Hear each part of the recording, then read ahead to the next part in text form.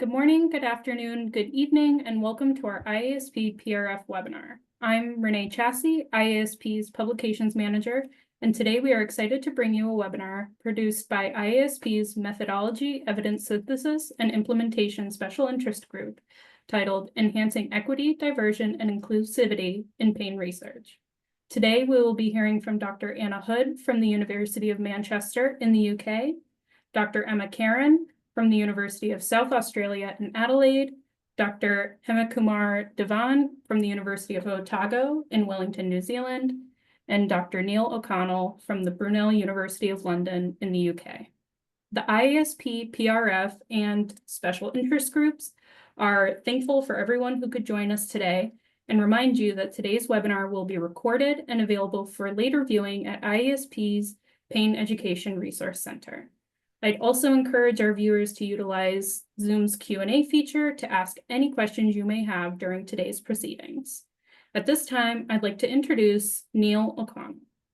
Neil is a professor of evidence-based healthcare in the physiotherapy division of the Department of Health Sciences. He divides his time between teaching and research and has previously worked as a musculoskeletal physiotherapist. Neil's research interests focus on the evidence-based management of persistent pain, and he also leads and teaches modules on clinical research methods and evidence-based practice for pre- and postgraduate clinicians. With that, I'd like to pass today's proceedings over to Neil, and I look forward to hearing from everyone. Thank you. Thanks very much, Renee, and welcome everyone. It's lovely to see so many people arriving. It's an absolute pleasure for me as chair of the MESISIG to launch this webinar today on the topic of how we better work towards equity, diversity, and inclusivity in health research. For those of you who are familiar with MESISIG, you'll know that for the last year or two, we've been talking a lot about what it is that makes research trustworthy. And some of you would have been seeing that we launched the Entrust PE framework to achieve that in December. And if you've had a look at that, and you might have seen the recent call to action paper in the Journal of Pain, what you'd have seen amongst all the stuff that you might have predicted would have been fundamental to that framework, like methodological rigor and complete reporting, is that one of the critical elements of trustworthy research is equity, diversity, and inclusivity. Now, it won't be lost on any of us that this is a particularly sensitive topic at a particularly politically charged time, but that's even more of a reason for us to be talking about this today and to be driving forward this conversation. And so I'm delighted to have three people who've shown real leadership and have developed great methodological expertise in this space. Now, I'm not going to talk much more about this. We'll do questions and answers at the end of all three talks, but do please put your questions into the Q&A box here in Zoom. You'll see it on your screen, and then we can direct those for a question and answer session at the end. But now I'd like to introduce our first speaker, Dr. Anna Hood. Dr. Hood's a lecturer in psychology in the Division of Psychology and Mental Health and the Policy Director at the Manchester Centre for Health Psychology at the University of Manchester in the UK. She's a clinical health psychologist who completed a graduate and postdoctoral training in the US and the UK at Washington University in St. Louis, Cincinnati Children's Hospital Medical Center and at UCL, Great Ormond Street Institute for Child Health. Anna's research examines the biopsychosocial challenges faced by pediatric patients living with pain, with a particular focus on children and young adults living with sickle cell. She's published extensively and collaborates on projects to understand pain from structural perspectives, develop mechanisms for restoration, and create pathways for justice to eliminate pain inequities. Anna was recently awarded the IASP Ulf Lindblom Young Investigator Prize for Clinical Science for her work with youth living with sickle cell. Congratulations on that, Anna. She serves on the IASP Presidential Task Force for Sustainability and the SPP Presidential Task Force for Advocacy. She provides expertise on the UK Research and Innovation Medical Research Council Black in Biomedical Research Advisory Group, the American Society of Hematology Roadmap to Improve DEI in Hematology Clinical Trials, and the National Institute of Health Research James Lind Alliance Sickle Cell Genomics Priority Setting Partnership. And with that, I'd like to hand over to Anna to give her talk, and her talk is titled Why Equity, Diversity and Inclusion Are Critical to Trustworthy Evidence, the Case for Change and Actionable Steps to achieve good practice. Over to you, Anna, and thank you. Thank you so much, Neil, and thanks everybody for joining us today. I'm just going to go ahead and share my slides, and then I'll get going. Somebody in the team, give me a thumbs up if you can see my slides. Thank you, Emma. All right. We'll go from there. All right, as Neil said, I won't spend too much time here. This is the title of my talk. As he mentioned, we'll do all questions at the end, but I'm happy to talk about all aspects of what we're talking about today.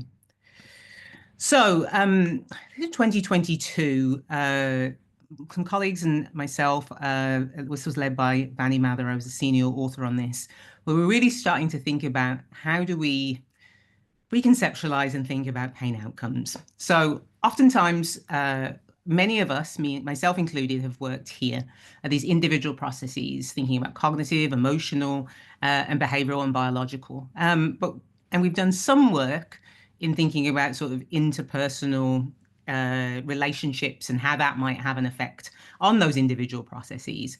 But there's been very little work thinking about these larger structures, right? So this cultural and structural injustices that, frankly, most people go through, depending on some aspect of their identity. And so we really starting to think about how can we think about culture, these historic and systems of oppression, stereotypes, language, and our institutions, and how for individuals living with pain, they sort of have to navigate their way through all of these things to be able to come to the pain outcomes. And what this work suggested, and other work that I'll be talking about today, and my colleagues here in the presentation, will be thinking about that we can't actually understand pain outcomes if we stay at this level. We've got to start thinking about these other levels of injustice for us really to be able to answer the questions that we're all interested. Really, one of the things that we really have to understand is there is this history of harm. As Neil mentioned, I did a lot of my work in the US, so some of my examples will be from there. Oftentimes, a lot of this research has been done there.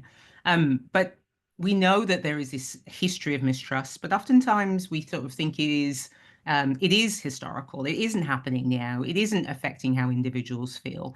And that simply isn't true.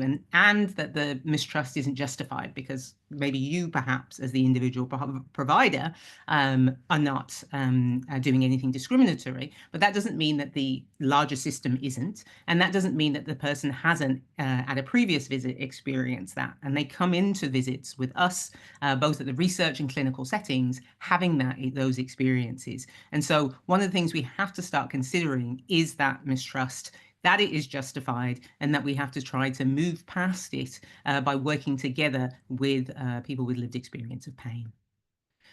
This was a study done, I think it started in 2020, and I think the results came out about a year and a half ago. And it really brought home everything for me in seeing this. So this was a study led by some researchers at Cambridge, and they took and questioned 10,000 Black British people, right, to understand.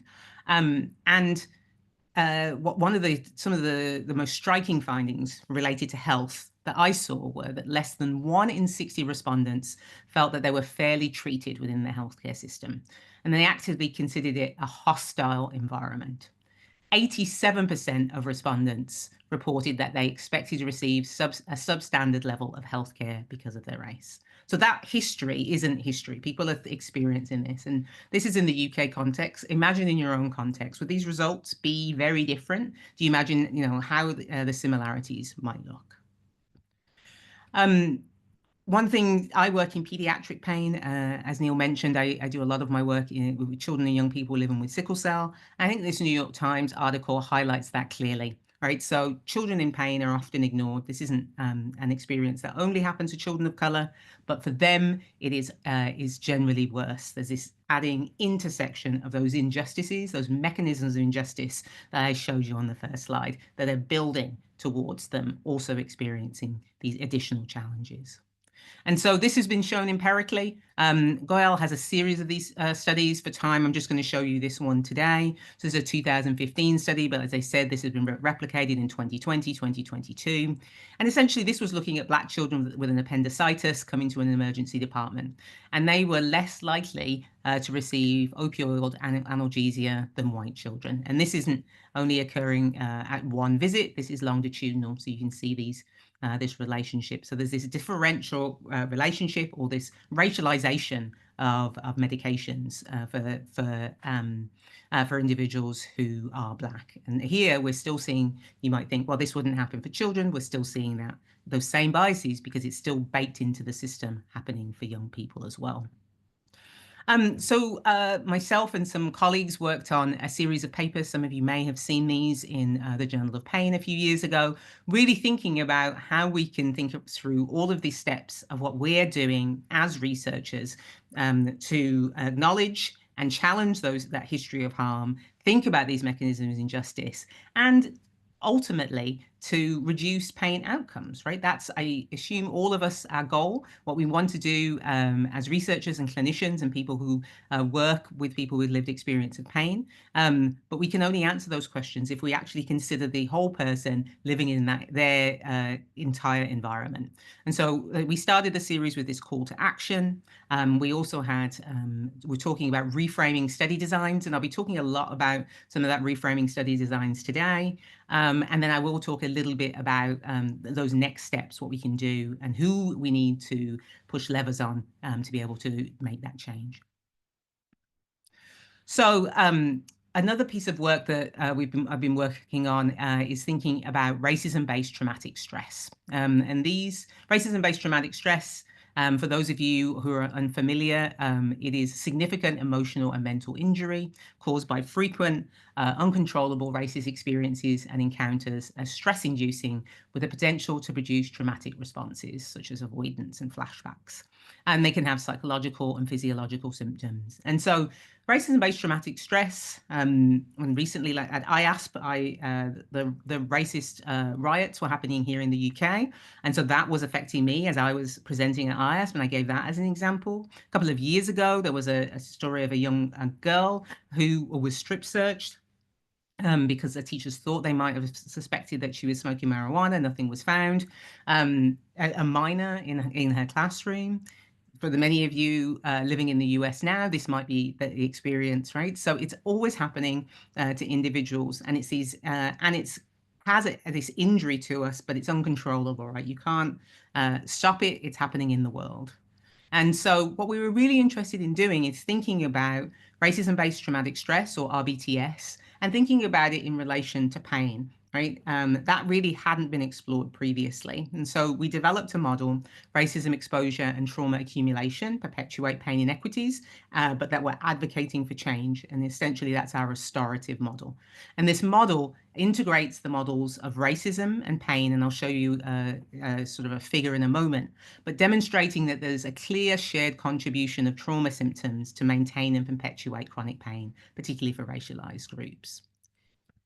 And so if we think about this restorative model, we've got our model of pain. Many of you will be familiar sort of with the biopsychosocial, but we don't always think about these other mechanisms, as I've talked about, these structural mechanisms.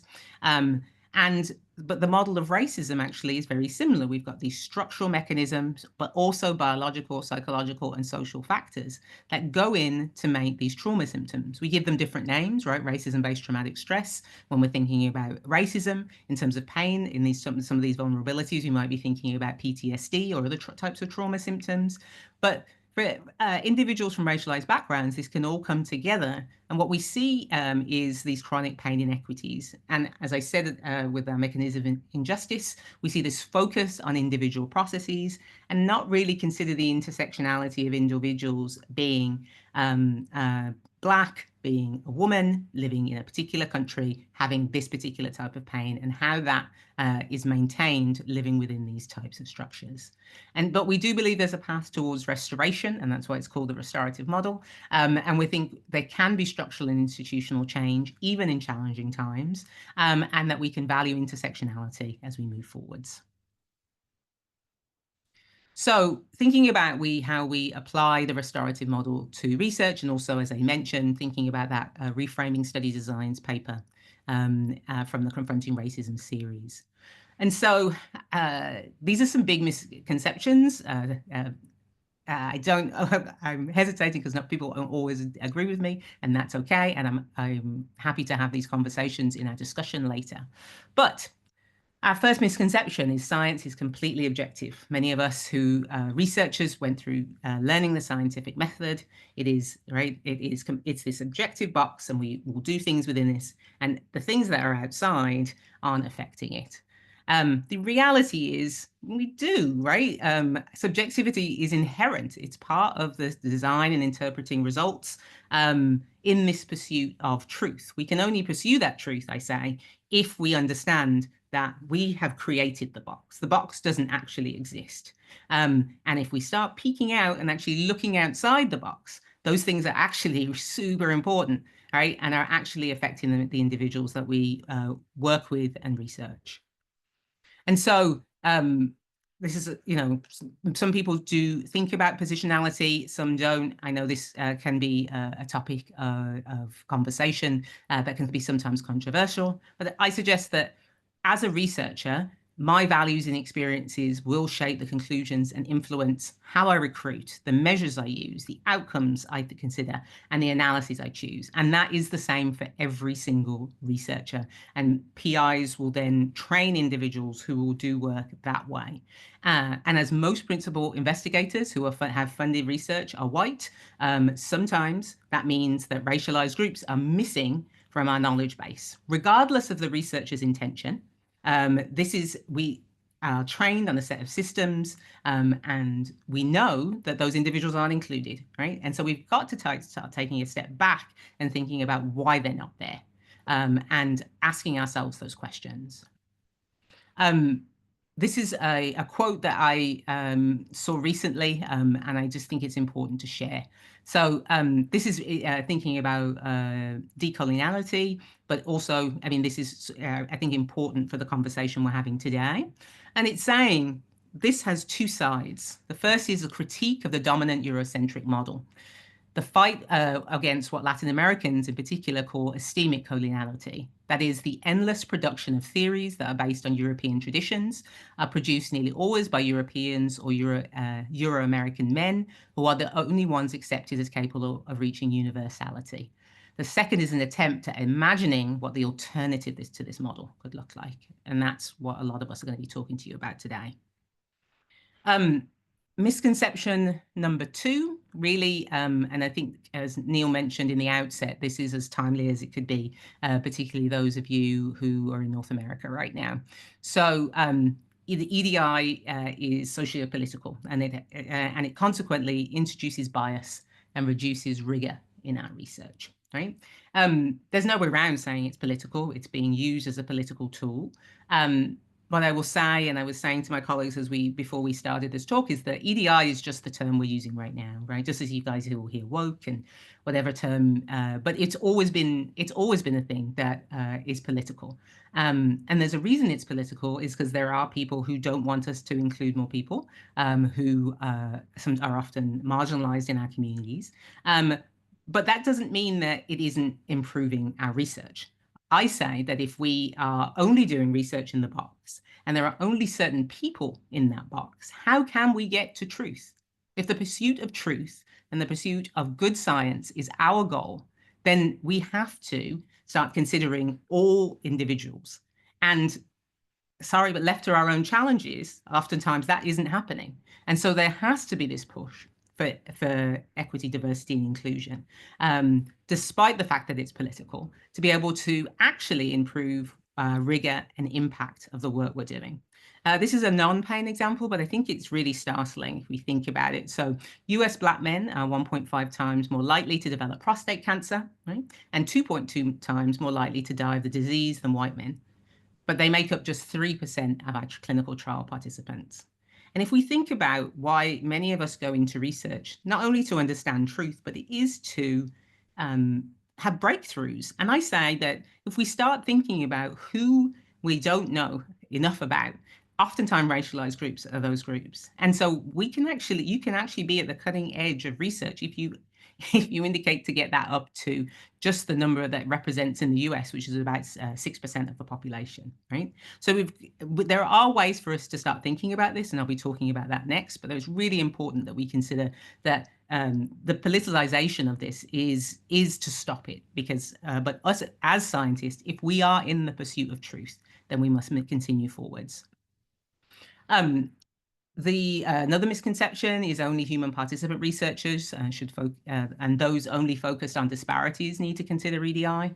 And as hopefully, as I have talked about in the last slide, I think all pain research is seeking to improve pain outcomes. So we should all want to do that by looking at all of the population as often as we can.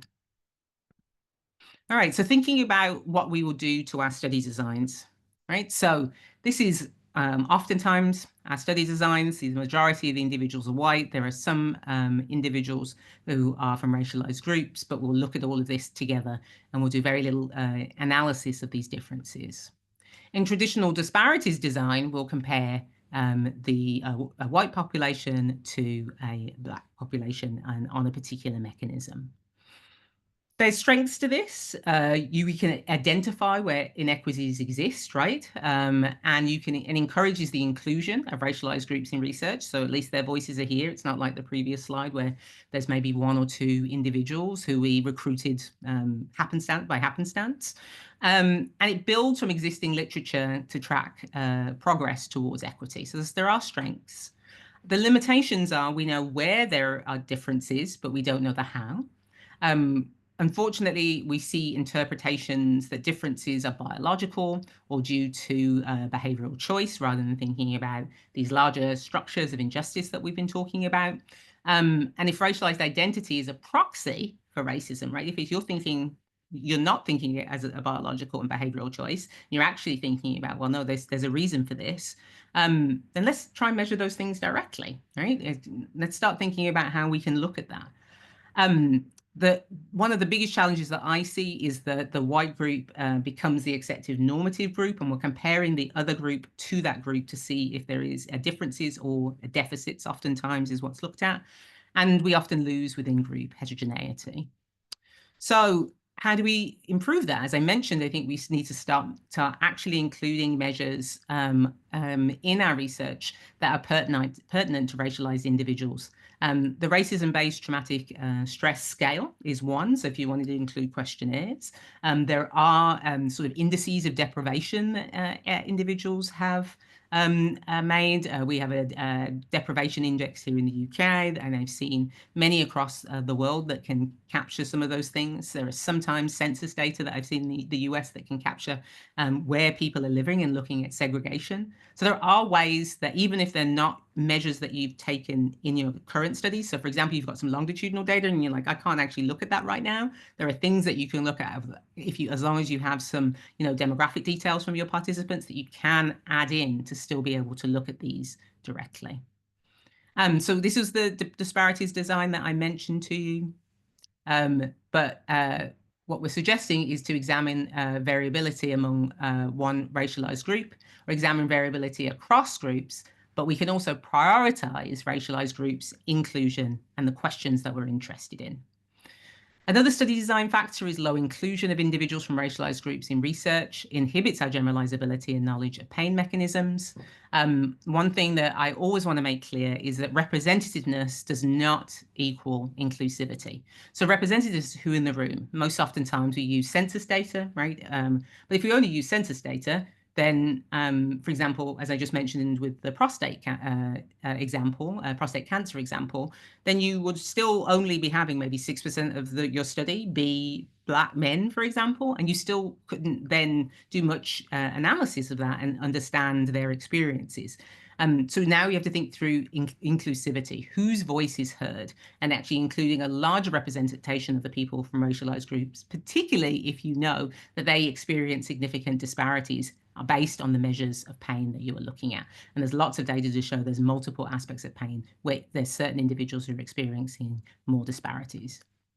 So limited inclusion is a problem because it assumes generalizability to the largest group with representation. Demographic compositions are changing across the global north, and we often exclude the pain experiences of people in the global south.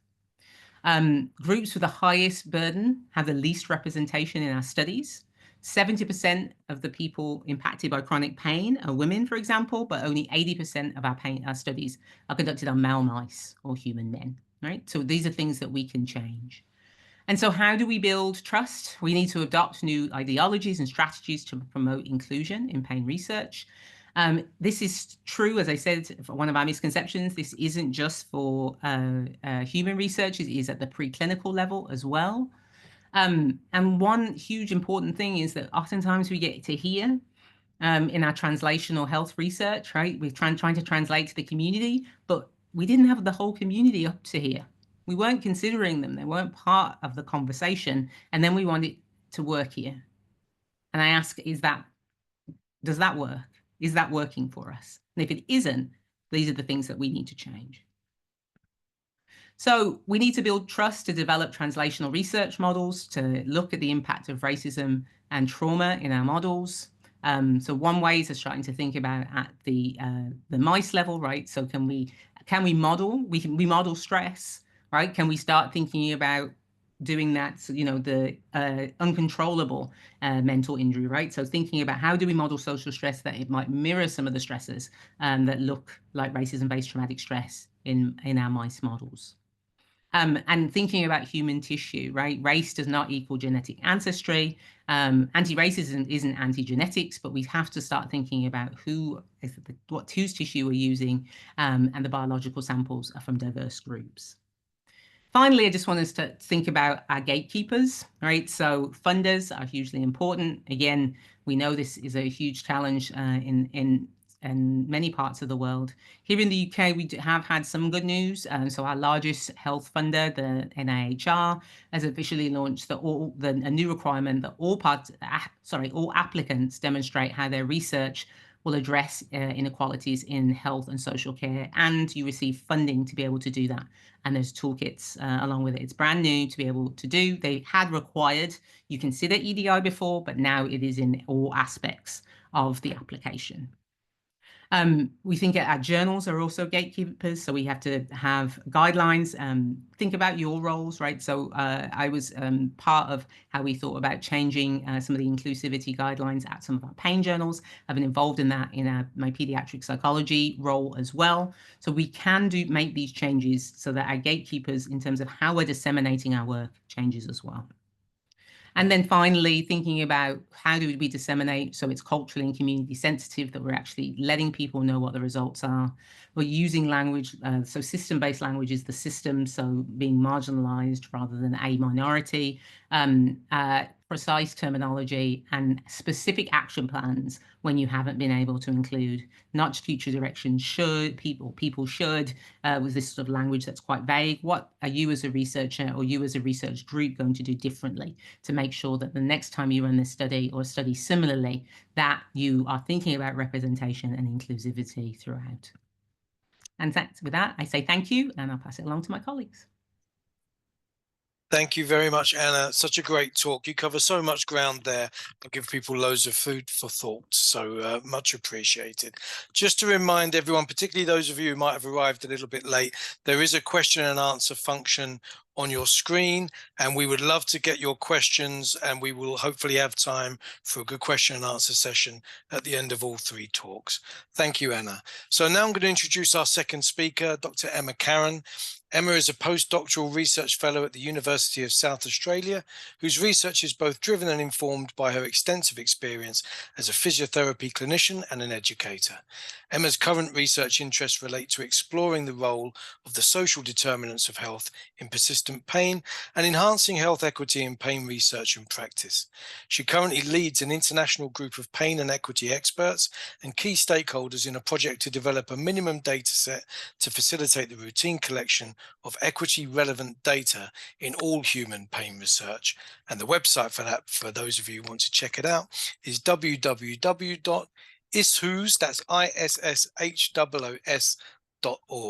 But Emma, I'd like to hand over to you now. Thank you.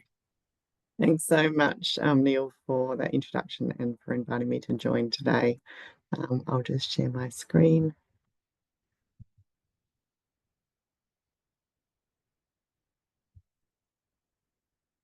All right, I'll assume that's all good unless Yes, we can see your tells screen. me Thanks. otherwise. Okay, thank you very much.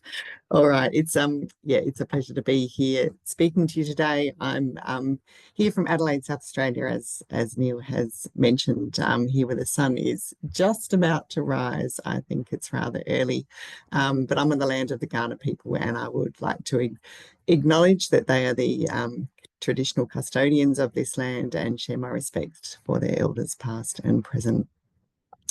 Thank you for that wonderful presentation, Anna.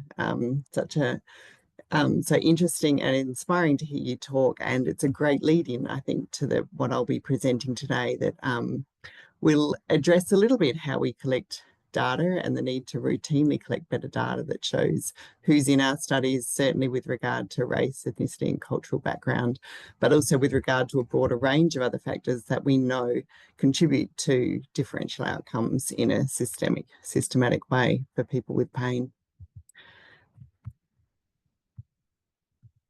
And yeah, here's a little snap of Adelaide. You can see it's we're heading into a bit of a heat wave of 40 degrees over the next few days. So we're sweltering here in the Aussie summer, but it's a great place to be. So what I would like to do today is tell you a little bit about what the Issues project is, and why we were doing it. I'll spend the bulk of this on our research methods, and how we've gone about developing the Issues data sets, and then tell you about where we are with our results. I guess ultimately, hopefully what will be conveyed with this is the potential of the Issues project to impact data collection and reporting and shine a light on equity, diversity and inclusion in the pain research field. So Issues is an acronym that stands for Identifying Social Factors that Stratify Health Opportunities and Outcomes in Pain Research. I can mute that.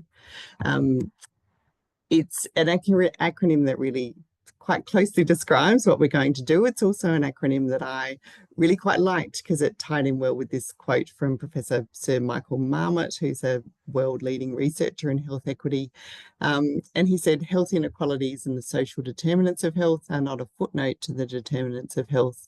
They are the main issue. So as we've summarised so far, really the main aim of this is to prompt widespread improvements in the collection and reporting of equity relevant data.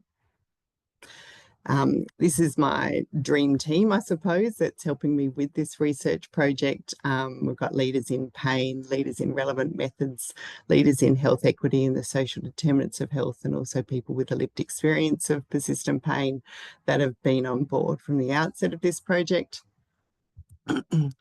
Which has at its aim to gain global consensus on the most important items to include in an equity relevant data set for use in all human pain research. So we're talking here really about the items which help us to populate the data that's reported in Table 1 of research studies. And we aim to offer a really practical tool to facilitate some standardized way in which we do this.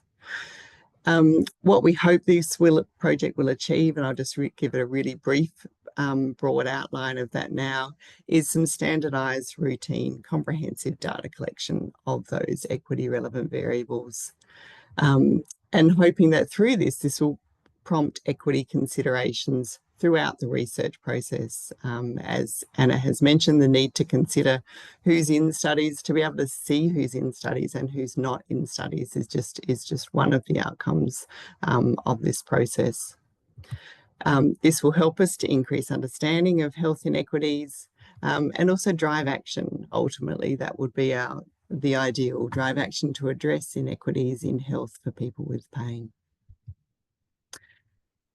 The methods that we've used for this project is really a multi-stage consensus methods process, and it's actually very consistent with the guidelines for developers of health research reporting guidelines that was published in 2010. There's certainly a lot of congruence, not so much in the end result, in that we're not looking at reporting guidelines, we're sort of focused on how people get the data that they can use to report, but the methods have aligned really well with what we've tried to achieve.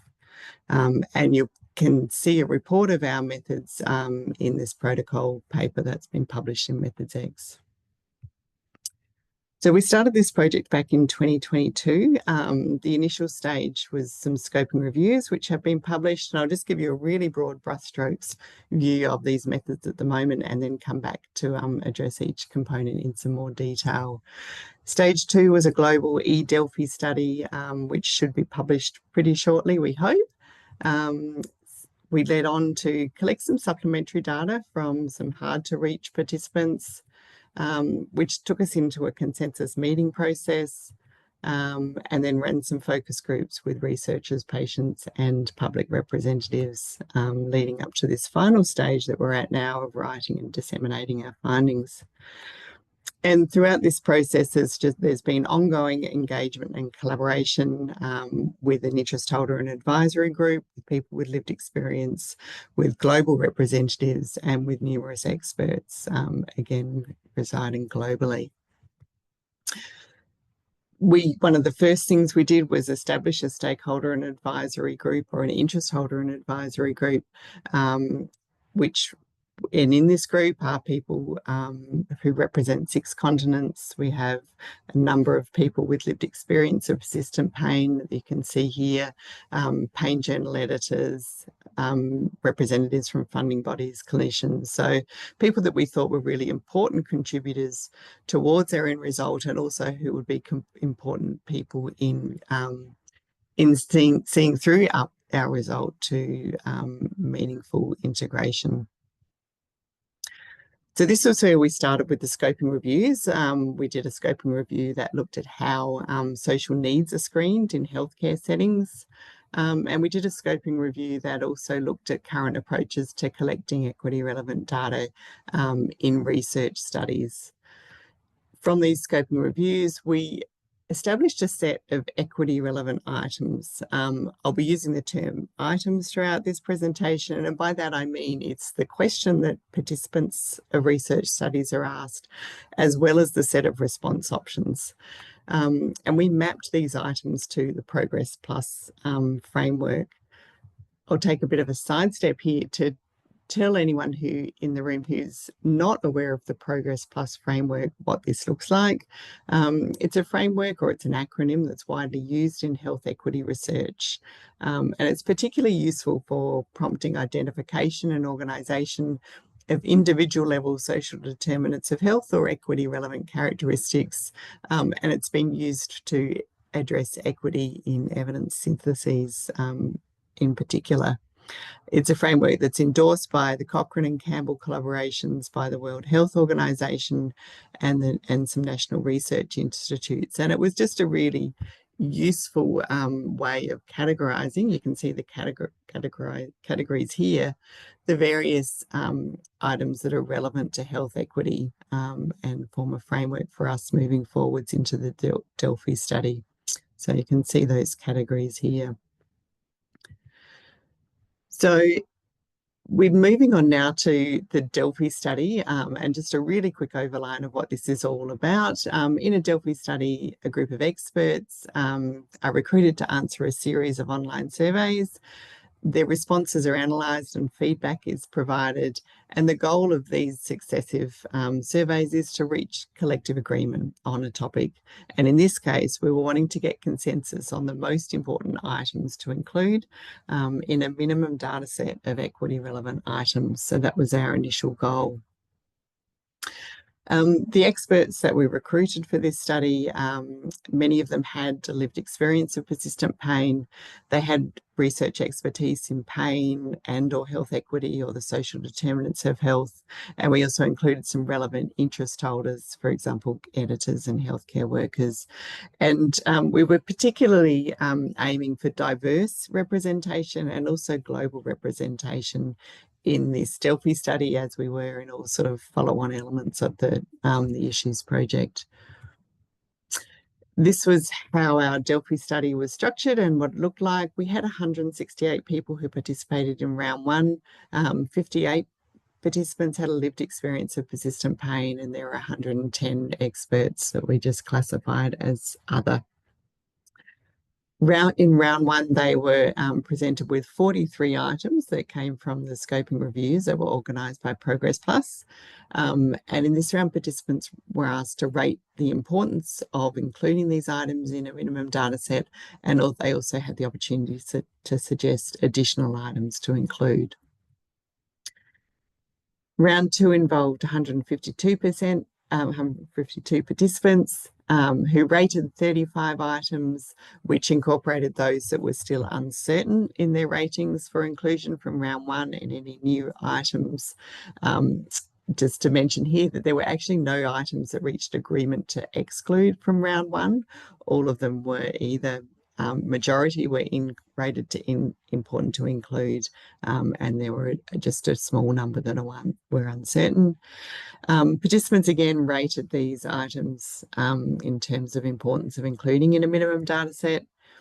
And round three involved 142 participants who rated 54 items that had either reached agreement to include or that had reached agreement to include in rounds 1 and 2. And here we got participants to prioritise the items. They selected the 3 most important items from each Progress Plus category, and they rated the importance of including any items at all from the categories. This is what the participant cohort looked like in the Delphi study. 35% of them had a lived experience of persistent pain. They came from 38 countries. 76% of them spoke English at home, and the majority had attended university, so they were a well-educated cohort. You can see that there was a reasonable mix across continents in terms of their financial status. The majority were living comfortably, but we did have representation from lower socioeconomic groups, and also the majority, as is common in research studies, came from cities, but again we did have a fair distribution of different sized communities represented. In round three, we got people to rate the relative importance of including the Progress Plus categories, which you can see along the bottom of these graphs in the minimum data set. Now, for all of the analyses after each round and at the end of the Delphi study, we looked at the results of the participant groups as a whole, but we also disaggregated the data to look at the participants with lived experience separately from the other experts. You can see that the ratings generally are high for all of the categories, but there were consistently lower scores of importance to include data from the religion category, and I'll tell you soon about how we adopted that finding. When we got participants to rank the importance of including the individual items, we identified the need for 2 sets of items, which led the way forwards for us. We constructed set A, which really details who's in the study, and set B, that's looking at the broader contextual factors of people's lives. So set A has been designed to really give thorough descriptions, or more thorough than is what is typically collected, descriptions of the characteristics of the participants in their study. We wanted this to be a small set of items that would be recommended to be collected broadly in all human pain research. And some of the advantages or the purpose of collecting this data in a way that's standardised and comprehensive and routine is that it will give us some idea of the representativeness of study cohorts and our understanding of external validity. It will be able to prompt analyses, subgrouping analyses, as Anna alluded to. It will influence the interpretations. It will allow, it will facilitate people to incorporate equity, relevant and inclusivity guidelines. It may be able to prompt data pooling due to the standardised nature of this data, and even also prompt recruitment considerations, because we will then be able to see who's in studies but also who's not, and take greater efforts to involve minoritized populations and diverse populations. Set B is an extended set of contextual factors that identify other social and environmental factors that influence health. And researchers will be guided to select a subset of these items. These items, I think, may help us to increase understanding, examine treatment effect modifiers, identify social factors of targets for interventions, and many other things as well. But we did, coming out of the Delphi study, we recognised a really important limitation. Obviously, the context in which people live is so highly important and relevant to how they would have voted in the Delphi study.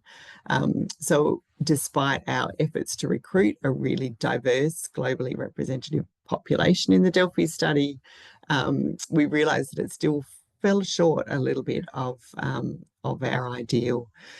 Groups that we were underrepresented in this study include those from low socioeconomic backgrounds, those with lower education status, minimal representativeness from minoritized groups, particularly in terms of culture, ethnicity, and gender.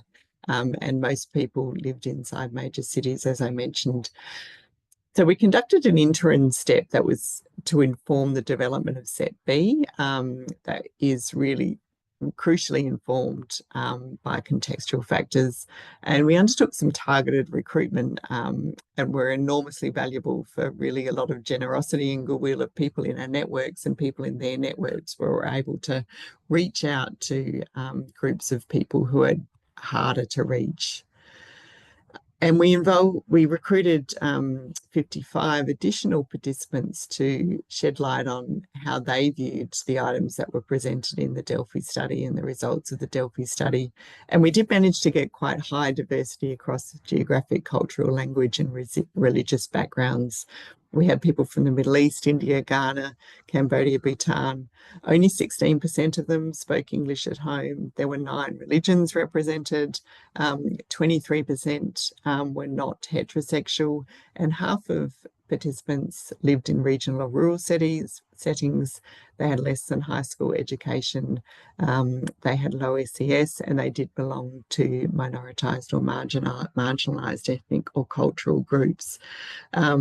So, you know, of course, on a global scale, still not a representative cohort by any means, but probably a cohort that differs to the usual cohorts that are involved in pain research, and really importantly informed some of our findings and conclusions. So we took all of this information and findings to this point into the consensus meeting process. We assembled a group of consensus meeting participants, which involved the core research group, a subset of the interest holder and advisory group members, and also some invited global representatives that offered some additional interdisciplinary expertise. And we structured our consensus process in a couple of phases. So consensus meeting 1 was aimed to reach agreement on the items that would be included in Set A, which we were hoping will be a minimum data set for use in all pain research. And this is the essential criteria that we outlined for inclusion of the items. We wanted them to describe the characteristics of the study participants and do so in a way that was very specific. We wanted them to be acceptable cross-culturally, relevant to diverse study settings and global contexts, be implementable across all study methods, use sensitive and inclusive wording, be concise, translatable, and self-explanatory. So no small task.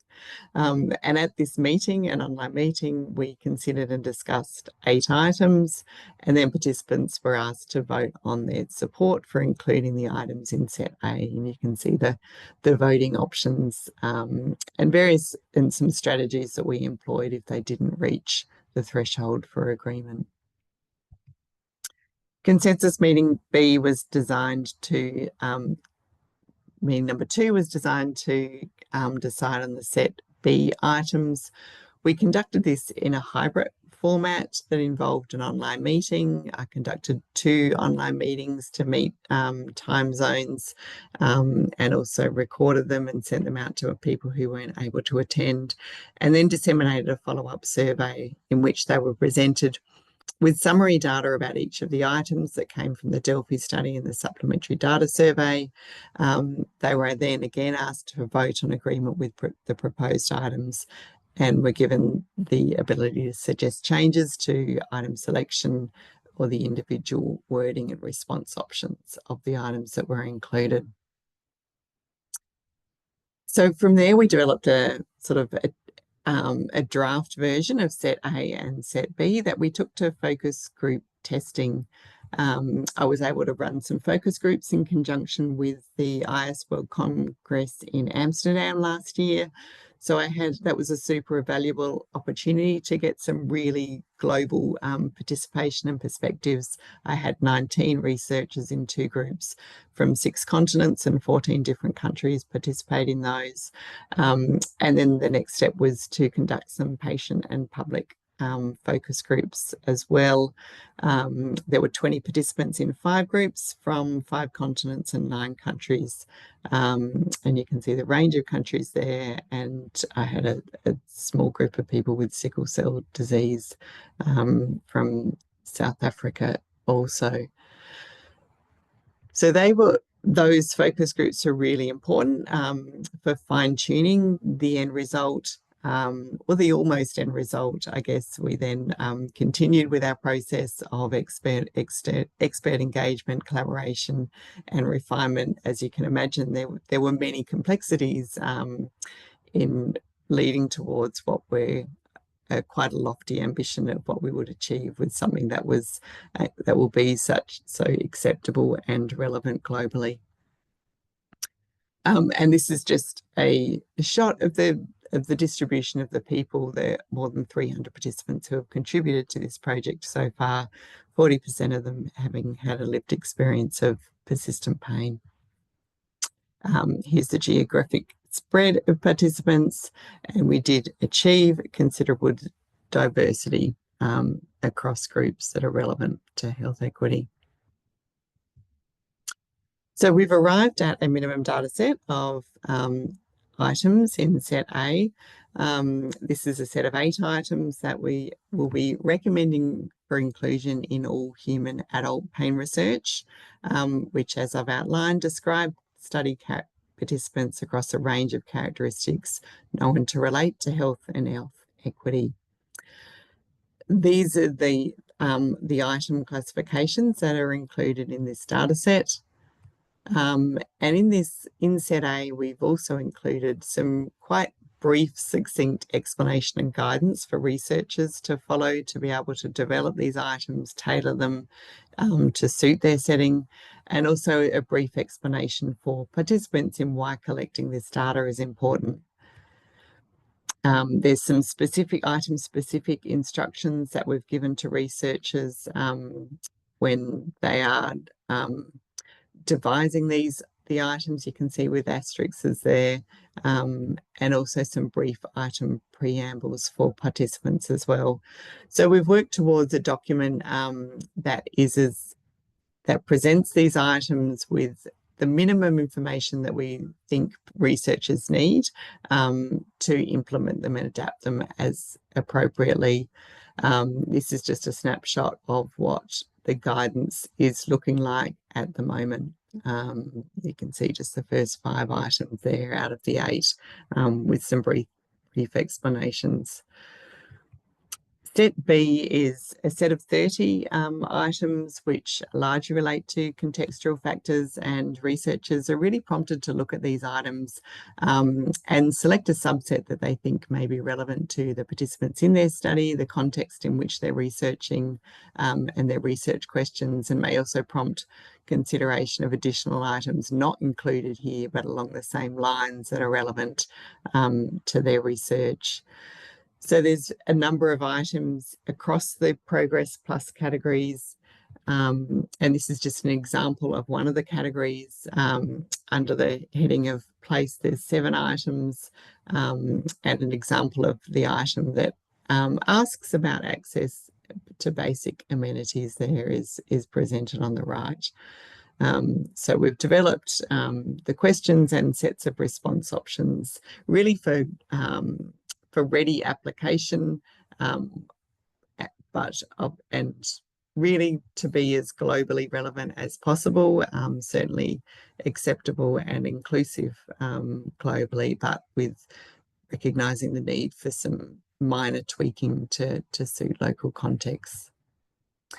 So our next step with issues is to publish the main issues manuscript, in which all the set A will be presented, to produce an explanation and elaboration paper, and we'll be looking to do this across some pain journals, to develop further the issues website with translations, with accessible and downloadable formats for researchers to readily use, to progress with getting further endorsement from journals, from perhaps the Equator Network, from funding organisations, and then to look at developing some specifically tailored adaptations, and in particular a paediatric working group.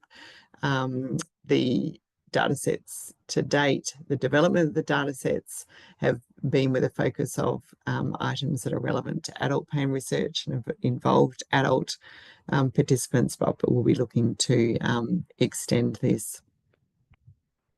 And our vision, clearly, I think, is to improve and standardise data collection and reporting, and through doing this, facilitate awareness, understanding and action on unfair, unjust and avoidable inequalities in health for people with pain.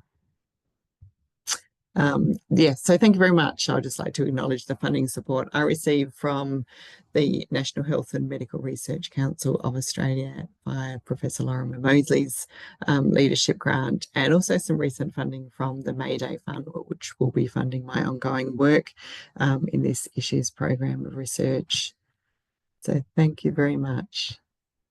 Thank you very much, Emma, both for the presentation and for all this work to develop a tool that people in pain research can use. And in a world where data are king to help us better understand and address these issues, hopefully people will find this a way to help them to build their research in such a way that we have these data. So thank you very much.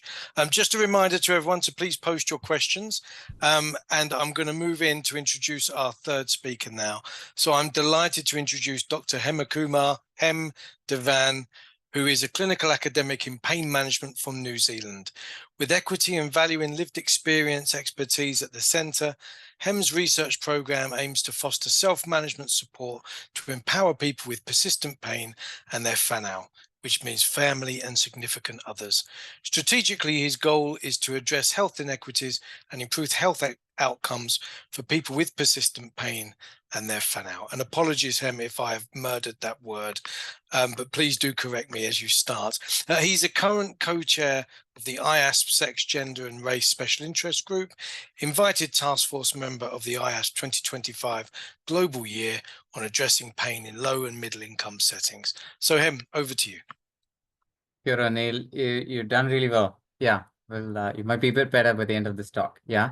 Kia ora, everyone. Hope the slides are all right, and you're not seeing my little description. Slides are great, Em. Perfect. Cool. Kia ora, everyone, and thank you, Neil and MESISIG, for this opportunity to share my reflections working as an ally with the Indigenous Maori community from Aotearoa, New Zealand.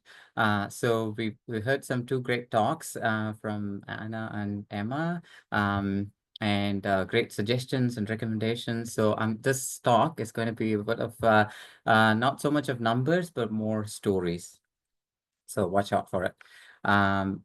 So I have no conflicts of interest, but I'm gonna take this moment to shamelessly promote our New Zealand Pain Society annual conference, which is happening in Wellington, so where I'm from. And the theme of the conference is Weaving Our Kite. Kite means basket of knowledge. So I hope this will be an opportunity for you. I'm sure like you're joining from globally. So please do come to Wellington. This is the beautiful Wellington on a beautiful day. But do not watch in YouTube about crazy landings in Wellington. It gets a bit bumpy, and that's why we have the theme. It's a windy Wellington. So these are some of the papers that's going to support my talk for the next 20-25 minutes, and a lot of personal reflections as well. So this is an 8-year journey of plus and ongoing that I've been working as an ally with the Indigenous Maori community here in New Zealand. So I'm going to give a bit of the context. Again, Anna touched on it, a bit of the history and the context in which New Zealand health system is currently. And I'm going to share 3 key learnings and finish off with some reflections and what we all can do to achieve equitable outcomes for people living with pain. So again, Anna talked about positionality. So this is my personal sort of context. So I have 2 jobs. So I work as a senior lecturer in University of Otago in Wellington, and I also work as a pain management physio in Wellington Regional Pain Service, and 2 amazing teams. And I'm originally from India. So I moved to Aotearoa, New Zealand 15 years ago to do my master's and PhD in physiotherapy. And there's quite a bit of parallels here between India and New Zealand in the sense that both were colonized. And I grew up reading about colonization, the impact of colonization, the fight for freedom and independence. And therefore, when I read about New Zealand history, I could definitely resonate as an immigrant. So talking about history, it'll be unfair not to talk about the foundational document of New Zealand, which is the Tiriti o Waitangi or Treaty of Waitangi. So this is the actual picture of this document being signed by Maori chiefs and the British Crown. This was 1840. And the tricky bit about this was the chiefs signed the Maori version of the treaty, but then when it was translated to English, they have manipulated it so that the word sovereignty was used differently, as if Maori were giving up the sovereignty. So, and where it is currently in this day and age of Te Tiriti o Waitangi, the principles, I'm not expecting you to go through these 5 key principles, but these are the principles that we are expected to address and acknowledge and work towards as a health system as a whole, whether it's a researcher, clinician, or an academic or a teacher. So I just want to highlight this word, Tino Rangatiratanga, which is Maori self-determination, which actually tells like Maori have the right to choose what works for them. And that could be done by providing them options in terms of how health services need to be delivered. And it could be done in genuine partnership and to achieve equitable outcomes. So did we achieve equitable outcomes? Just need to show you this graphic or the comic here. There is 2,700-day gap between the current life expectancy of Maori versus non-Maori. So if you're thinking about why is this? Yes, you guessed it right. It's because of the systematic impact of colonization over the years due to loss of land, language, and generations of historical trauma and leading them to poverty. So that means that Maori have a lot of health inequities in most of the long-term conditions in this current day and context. So that's why in New Zealand, the equity definition acknowledges that people have different levels of advantage and people have different starting points, and we need to be mindful of that. So as I mentioned about inequitable health outcomes, so this is the state of chronic pain prevalence in New Zealand. And this is the National Health Survey data that gets updated every year. You can see Maori have a higher prevalence than non-Maori, and the overall prevalence is about 22%, which is 1 in 5. And as you can see, people living in areas of high deprivation report more prevalence of chronic pain. So I think that's where my whole sort of journey started after my PhD in 2015. And I started to work with the pain service where I'm currently working as a clinician, as a researcher, This was in 2016, and this thesis was instrumental in my journey as an ally. And I was reading it in 2016. It came in 2011. It was actually a thesis on lived experience of Maori. And again, this thesis actually challenged the gold standard biopsychosocial model, which is still, I think, the gold standard.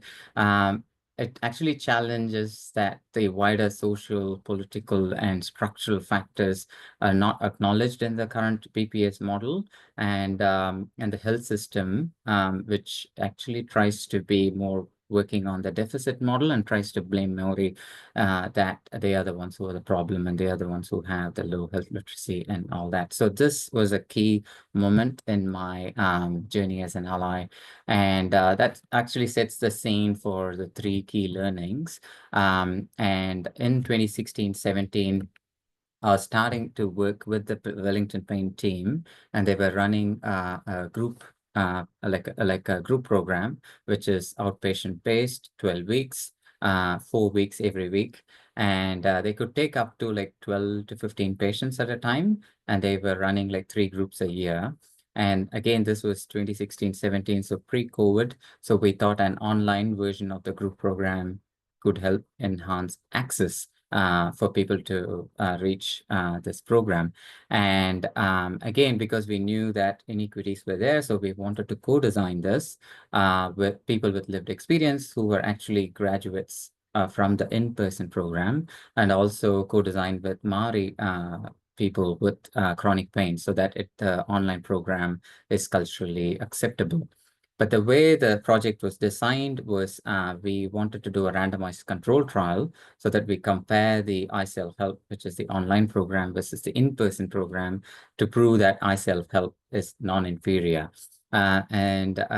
Because of that, the contents of the program had to be similar, but the way it's designed, the online program could be changed. And we did complete the non-inferiority trial. And we have actually published a few papers about this co-design experience with people with lived experience, with people with Maori whānau who have chronic pain.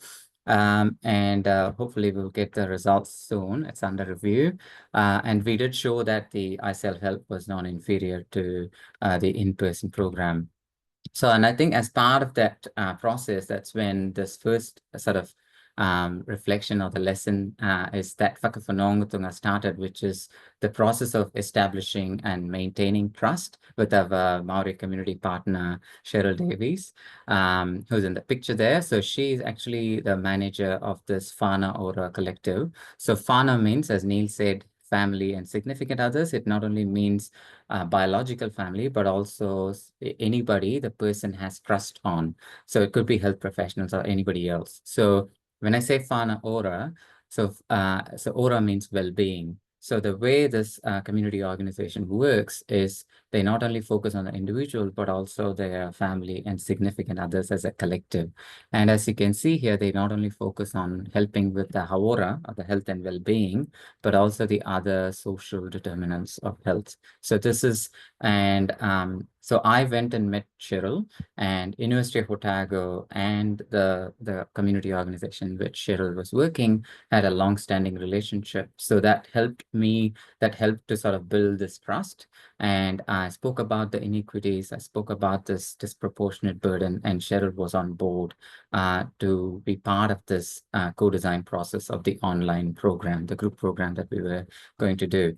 And in one of the first meetings, or hui, so I might use the word hui, is like Cheryl and I thought, okay, instead of asking the participants like straight away about what do they think about online program, so we wanted to ask about their pain experiences first. So we asked about their pain experiences, and that was the first time many of the participants shared about their pain or even asked about their pain experience. And some of the participants were actually employees in the organization where Cheryl's working. So it was quite a surprise for all of us. And there were a lot of tears. The meeting went for a long time. And the participants, I will call them as whānau, They were sharing their stories and they were supporting each other.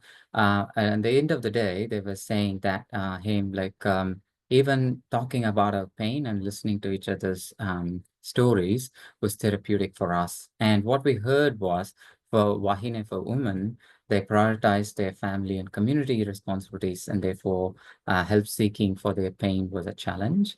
For men, pain was seen as a sign of weakness, and therefore pain expression and pain care seeking was a challenge. So that was such an enlightening experience in my journey. And as a next step, Cheryl and I, we spoke with some of the community health workers. These are the people who work with Maori whānau in the community, and they take them to health appointments, including GPs, or primary care practitioners, or tertiary or specialist hospitals. So we asked them what are their experiences of supporting Maori whānau with chronic pain. And what we found was, in the primary care level, most of the Maori participants were pretty much given pain medications and nothing else, and that includes opioids. And these people were taking them quite diligently for a long period of time, and they were having side effects, and to the point that they stopped going back to their GP because they pretty much know what they're going to get. And they were not given any explanation about their chronic pain or acknowledged about their Maori traditional treatments that they were already taking for their pain management. And one of them asked, what is a tertiary pain service? So that meant that most of them have never been referred to a specialized pain clinic in terms of where I work. So as you can see, there's multiple barriers at the primary care and the secondary level. So this was again 2017 and 18. There was a national audit across the pain services in New Zealand. It showed that Maori patients are underrepresented, and I work in a tertiary pain service for the last 5 years. I can vouch for this data. By the time they come, they present with high disability, and they are seen as hard to treat patients. And again, I want to highlight this picture here. Is the way the services are provided for the Indigenous community in New Zealand is not equitable. So we thought, again, okay, because of this set sort of protocol and everything, so we thought, okay, we'll take a step back and go back to the participants again and ask them what they want, what their aspirations are. So we acknowledge them as experts of living with pain, and we asked them what are their aspirations. And we thought an online resource could be helpful. Again, pre-COVID, 2018, 19, could enhance that sort of access from a geographical perspective. And this is a bit of a visual summary of what people have said. Again, a busy sort of picture here, but I really want you to focus on that middle part, kanohi kite kanohi, which means face-to-face. They were very clear, we wanted something in person. They're not against online, but they said, look, online can work for some, but not for everyone. And it's great to see that they were already taking a lot of natural sort of treatments, Maori traditional treatments for managing their pain, and being connected to the nature was so meditational and so important for their spiritual well-being, and being connected to people with similar experiences. Like at this time, we have met the whānau quite a few times, and they felt like coming to those meetings and sharing about their pain experiences was quite therapeutic for them. So in the afternoon, in that same sort of meeting, we gave them some crafty materials, and wanted to be a bit more creative to understand their aspirations. And this was one of the whānau members' creation. So this is actually a representation of a marae, or a Maori community house. And this is the colored beads represent different people with different pain conditions. But here they are in the safe space, sharing, learning, and supporting each other in their pain journey. So one thing came out very clearly was, at this point, was they wanted a support program delivered in the community, led by Maori, whā Maori. And the tricky bit was, at that time, it was a small project grant. That meant we only had funding to ask what they want and not necessarily implement what they wanted. And both Cheryl and I were honest and shared, like, this is the scenario. And one of the participants said, oh, hey, we will do a karakia for you, which is actually a sort of a prayer. So, and luckily the prayer came to fruition, and we were actually able to implement the community-based fauna-focused program. And we also had a pain specialist from our Wellington pain team to go to the Mara in the community to run a monthly pain clinic. And it also meant for some of the community nurses and health workers came to the pain service, and they were able to explain the referral process and what sort of things we offer and da da da da. So so that was the first lesson in terms of establishing trust and the learnings from that trust. And the second key learning was the actual program itself, where the key sort of, again, a bit of a promotion here. This paper came out in the December issue, like it's part of a special issue of Health Disparities going to in Journal of Pain. So yeah, have a look. And one of the key things about this program was we wanted to be strengths-based. And that's the key difference from the mainstream is often deficit focused. It's often like they have poor health literacy, or they don't know about this and that. And so we wanted to build on from what they already know. So that's why it's a strengths-based program. And again, it's not focused on the individual, rather it's focused on the collective. And again, people were saying, hey, can we have it in the community? That's probably because of the number of unhelpful interactions they've had in the health system and in the hospital. And therefore, it's seen as quite an unsafe space. And it's seen as a product of colonization. And that's why many Maori don't even go. So that's why we ran that program in the community. So in the interest of time, I'll just have these were some of the Maori protocols we followed to make that program culturally safe for the participants. I'm just going to highlight one key aspect is this was a tohu that was gifted for us. Tohu means a symbol or a metaphor, and nata means snail. So it's actually used in Maori traditional treatment to treat some respiratory illnesses. So we were actually gifted this when we were doing the online program co-design process. So what does it tells us is on the left-hand side is one of the Maori health models where health and well-being and the Te Whare Tapawa is seen as the four cornerstones of a community meeting house. So it is all physical, emotional, social, and spiritual. You can't just address one and expect everything else to take care of itself. So this is how holistic it is. So the way they used it for a program was pain can make the person and their whānau to go within their shell, but the idea is to help them to come out of their shell and still live well with pain. So we worked with another Maori artist. She's amazing, as you can see. So these 6 images became icons for the 6 sessions of our community-based program. So as the sessions went there, it helped, and it felt, yeah, it's an opportunity for the whānau to come out of their shell and move in the direction where they wanted to go, but the pain of the shell still remains. So the way we used it, for example, is in the first session, we asked the whānau to write some of the barriers to pain management in the shell part, and then asked them to write some of the things that help them to come out of their shell or enablers to pain management in the snail part. So there's a bit of a visual summary in terms of what the participants have said. In the shell part, as you can see, the whakama, the stigma, the shame of the pain itself, or asking for help, and being disconnected from their whānau, from their community, and the historical racism, the poverty, and all of those things whānau wrote as like barriers to make them to go within their shell. And there are not so much in the snail part in the first session. So we repeated this exercise in the last session, the 6th session. It was great to see whānau wrote a lot of things in the snail part, even though the bits that they wrote in the shell part remain the same. And it became a nice self-reflection tool for them to see, maybe I have to do a bit more for my emotional well-being, or maybe I have to do a bit more for my spiritual well-being, and da da da da. And so that was our pre-post evaluation questionnaire, if you can call it. And we also interviewed the whānau in terms of their experiences, and these were some of the things they shared, and we made a little clip. If you can scan this QR code, it will take you to that small 2-minute YouTube link. So as you can see, that's the strength of working with the community a community-led pain management program.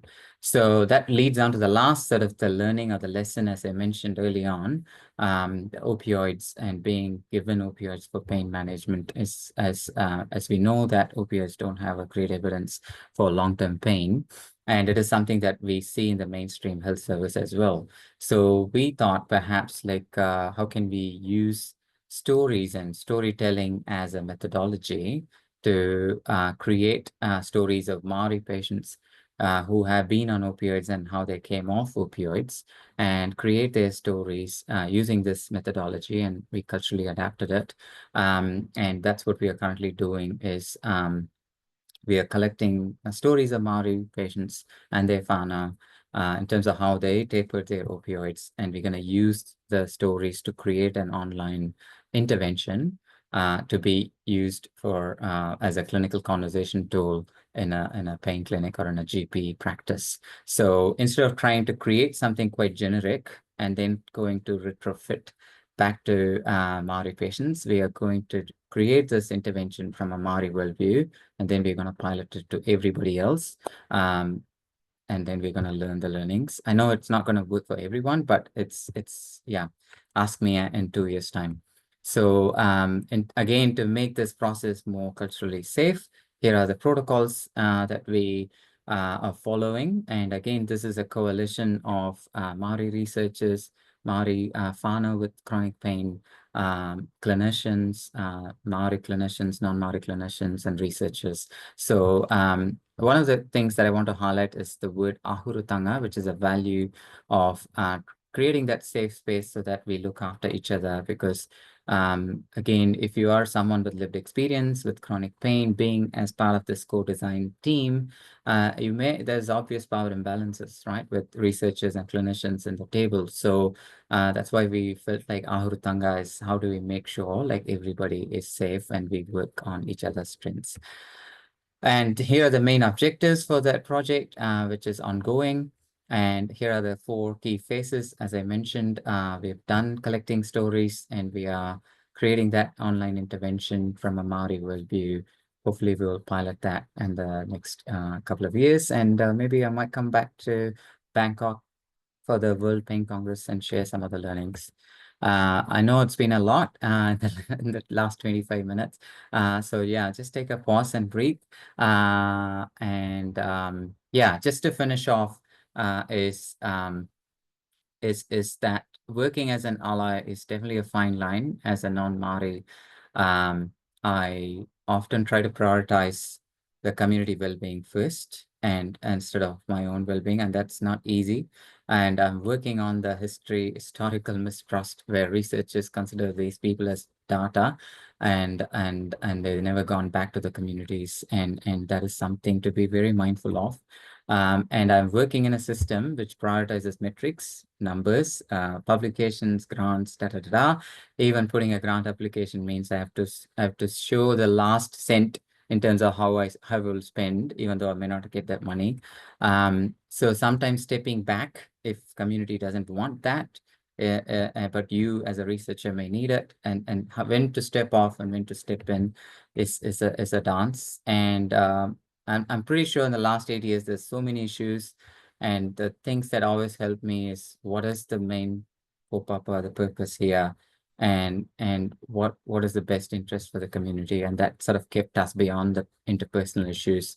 And if you make the process strengths-based and mana enhancing, you will get a better outcome. So process is the key for working. And there's a saying in Maori that what is the most precious thing in this whole world? It is he tangata, he tangata, he tangata. It is the people, it is the people, it is the people. So I don't want to go through this. I just made a note here. If you're a researcher, the fact that you're all here means that you are already doing some amazing things in this space. So just taking a strengths-based approach, and just going to add on some of the thoughts that I have to what you're already doing. If you're a researcher, definitely I put in Anna's talk in terms of what she suggested to do to make it pro-equity. Again, if you're a teacher, how can you think about including equity considerations in your assignments. I found it quite helpful with with the students. And I'm also part of the Sex, Gender and Race SIG, and these were some of the initiatives that we have already undertaken or are taking to work in this space. So yeah, I'll finish off with this whakatoke, or Maori saying, E haru takatoa e titoa takitahi engarihi toa takimano. My strength is of the collective, not that of an individual. Thank you so much. Kia ora. Thank you so much, Hem, for another great talk, and just so great to see such a growing body of work really embedded with the community. So thanks so much for that. Thanks to all of our speakers. I said at the start that our speakers have demonstrated real leadership and expertise in this space, and I think it's been very clear from the talks that that was absolutely true. So thanks to all of you. We are running a little bit against the clock, but I've been reassured that we can run a few minutes over. And I'm just looking at the questions. We have a few questions. So I'm going to open with one from Benjamin Van Dyke, specifically this one for you, Anna, which is, to your knowledge, are there measures of minoritized group trauma for other minorities, such as gender and sexual minorities? Yes, there definitely are. So what I would suggest to look at is it's minority stress theory, and the scales that are related to that were particularly developed with gender identity and the LGBTQIA plus community involved. And so minority stress theory is still thinking that living as a minoritized person, mostly related to gender and being gay in this particular instance, has its own ramifications for physical and mental health. And so many of the ththings that there are related to racism-based traumatic stress as well. But as you can probably see, they come together to say it's stressful to be a minoritized person. And so I would look at those, that minority stress theory, and there are scales that look at that. And you can see some of the parallels to what we've all been talking about today, but there's a really rich literature that looks at that. Great, thank you, Anna. The next question is for Hem from Lloyd Emeka. Did you encounter any specific challenges in building trust with the Maori community to share their experiences of chronic pain? I think the challenges were I think in a way sort of mitigated by having that relationship with Cheryl, who had a lot of respect and mana in the community, because she's been working as a manager for like 20 years by the time I met her. So because she asked and reached out to participants in the community, so they came on the trust that they had on her. And she was also having she was also a researcher, like with other sort of research projects that was happening in Otago early on. So they had the trust before, so that made it a bit more easier. And I think one of the main challenges has been in terms of what people want versus what we could offer. Like most of the time, our research sort of mindset is we go with like preconceived ideas and questions, whereas the community would want they wanted something else, and I think that's often the tension we had, and then we learned a lesson that going with a very open mind is a better approach to mitigate those challenges. Thanks, Hem.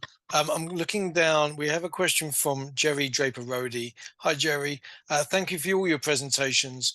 Looking at EDI in fields other than pain, what are the low-hanging fruits for our area, and what could we learn from other fields? And I throw that out to anyone on the panel who has a view.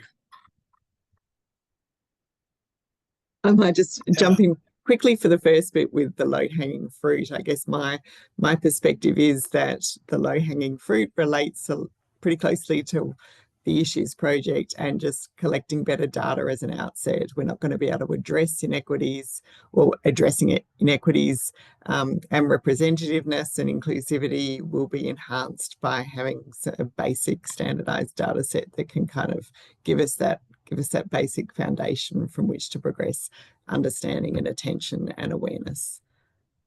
Great, thanks, Emma. And anyone else want to come in on that?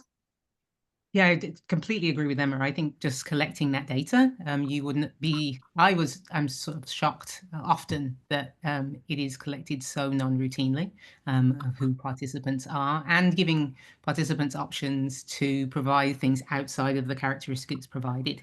The thing I would say, and I mentioned it in my talk, was positionality in qualitative work, understanding who we are as researchers is, and that it's foundational to the work that they do, is seen as integral. It seems in quantitative work and so as a byproduct in the pain field, that can sometimes feel that we're, I don't know, maybe sometimes as an attack. Sometimes I've had people feel of that. And I say that everybody has that influence on their work, and so I would love for us to take more of a step back and understand that who we are is actually having an effect as well. Thanks, Anna. And interestingly, how much of a kind of lively conversation and mixed conversation that whole issue of positionality came when we did the Entrust Network project. And it was interesting to see the diversity of views on that. But I mean, I would direct people to the white paper where there is a section where we mention it and we talk about it and we reflect on some of that controversy or disagreement as well. We got a very interesting question from Karen. I think this really goes across the panel and potentially for me as well, and that is that the SIG does great work. Thanks, Karen. Will any statement come out from the SIG to counteract and inform about the area, given the US moves to negate the importance or existence of some issues? So thanks, Karen. I mean, clearly this is referring to the recent political climate on EDI in North America and the USA. I mean, I wouldn't want to speak as a representative of IASP, so to speak personally, and as the coordinator of the Entrust project. In the Entrust project, we prioritized equity, diversity, and inclusivity as a fundamental core value underpinning trustworthy research. And that's across all research, preclinical through to the implementing clinical practice. And that is a document to guide global research. And in my view, we wouldn't even consider revising that on the basis of the political climate of any individual country. And, when we think about IAS's mission to improve pain care and reduce the burden of pain across the world, this is clearly a fundamental and vital issue, and we can't turn away from it. That's a personal view. I'm not speaking for IASP there, but that would be my position. But I'll step back for the other speakers now.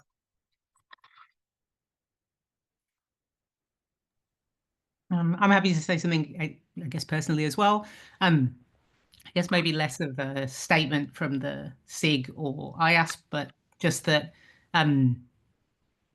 we always have these ebbs and flows. This feels particularly challenging. I think perhaps because many of us hoped that we weren't going to have these types of complete stops again, but this has happened before, and people have done work, and people have done wonderful work. And so the work in many ways needs to continue and needs to change. And so I would say that it can sometimes feel hopeless and can sometimes feel challenging, but there are many of us who are going to continue on and do this work. And so I would say the political climate of particular countries will ebb and flow. And so, but the knowledge gained will still be there, and we will be able to shine a bigger light on it when those ebbs and flows change.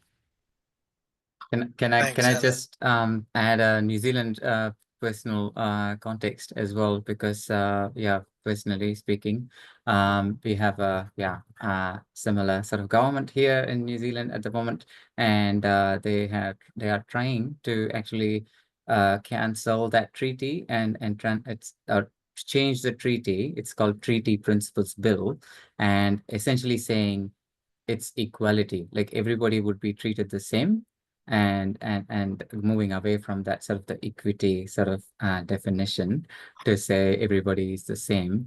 And again, which is quite unfortunate, but the resistance that it created, and I think it actually united people who are working in this space, and I'm pretty sure like it won't even go to the first reading in the parliament. So so we had like 40,000 people marching to the parliament a couple of months ago here in Wellington, against that bill. So yes, Anna said, like, yeah, this will pass through.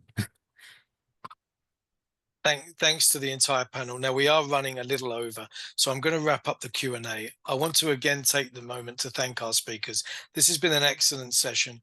I'm ever so glad that we chose to schedule it, and the fact that we scheduled it now, to my mind, makes it more important and more prescient, and so all power to it. Thank you everyone for attending. Just a couple of messages from the SIG. If you're not currently a member of MESISIG, but you find this sort of content valuable and you're interested in our mission to improve and drive up standards and talk about innovation in methods, then do please consider joining. We have further webinars scheduled for this year or planned for this year, so keep an eye on communications. The next one will be more of a how-to focused webinar on open science and transparency, again, relevant to everyone in the pain research community. And the following webinar will hopefully be focused on implementation science and methods around that. So look out for those announcements. I believe Renee from ISP wants to have the final word to close the webinar, but just a final word to say thanks to our speakers, thanks to everyone who attended, thanks for your excellent questions, and we'll see you at the next one. Renee. Thank you so much, Neil. We've come to the conclusion of our webinar, Enhancing Equity, Diversity, and Inclusivity in Pain Research. I want to thank once again Anna, Emma, Hem, and Neil for being here today, as well as Dr. Gregory Carbonetti for his help coordinating the event. As a reminder, the recording of today's webinar will be available on IASP's Pain Education Resource Center, and we encourage all of our IASP members to explore the other offerings available there. Please consider joining us again on Wednesday, on the 5th of February, for our next webinar titled Upskilling Pain Relief After Surgery, Perioperative Behavioral Intervention Efficacy and Practical Considerations. Thank you all for your participation today. Take care and all the best.